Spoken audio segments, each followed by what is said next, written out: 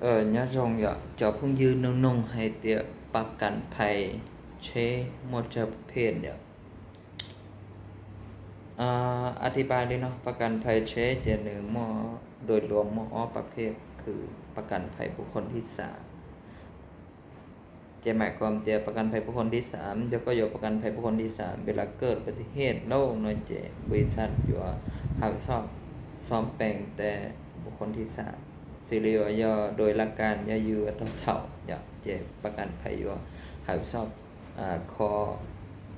หลายรุ่นเชhọ giờ dù lú bủa nó chế vừa học xong ít này ạ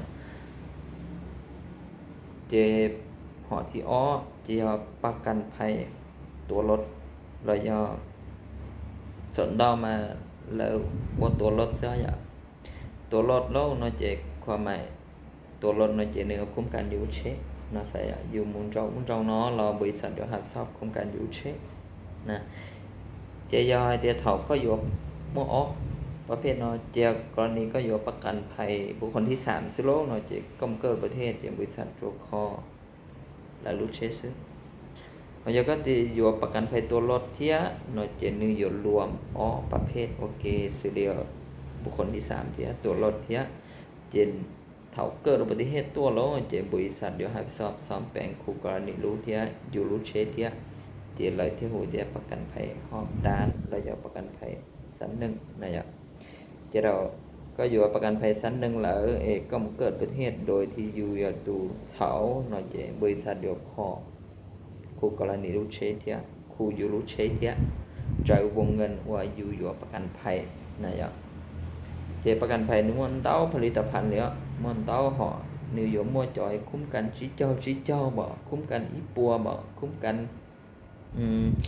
วงเงินลิจาบ่นะเจนึกกู้มารายละเอียดเนี่ยhọ lên từ xã hộiประกันภัยxãนงรายละเอียดมั่วเชอย่า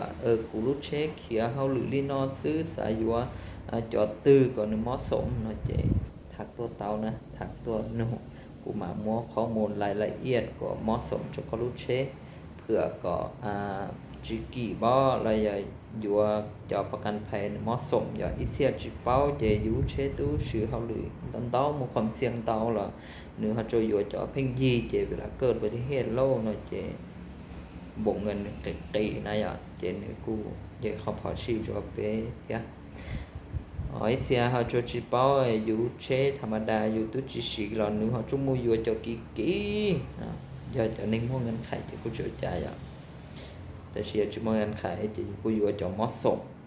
อีชงเนาะเทมบริจาคก็มอสมอยู่เช่เนาะสายใหญ่ก่อนนึกคุ้มกันซื้อเจนี้มอสมเลยนะเจนเดลิงติสต้องการอยู่ประกันภัยหน่อยกูซอเชได้หูตัวจอกูตุ้มเบอร์ยอจัวอีเฉาเป็ดเปล่าเป็ดจั่วยอแล้วยากูตัว Facebook มั่วประกันภัยออนไลน์ทั่วประเทศลาวแล้วตัว TikTok เราสำคัญเจนได้หูจอตุ้มเบอร์ซะนะยูทูบเบอร์ที่ติดตามตลอดยูทูบเบอร์มั่วจืดมามั่วข้อมูลจอเน็ตที่เขาจะช่วยปรึกษาว่าอย่างไรตัวมั่วปัญหาทางท้องถนนเรากูซ้อเชื่อได้หูตัวช่วยปรึกษาแต่อยากกูเป้าจะกูแนะนำแต่อยากชี้ป้าแก้ไขเต้าจะแก้ไขหมดนะลินดายย่ารองละ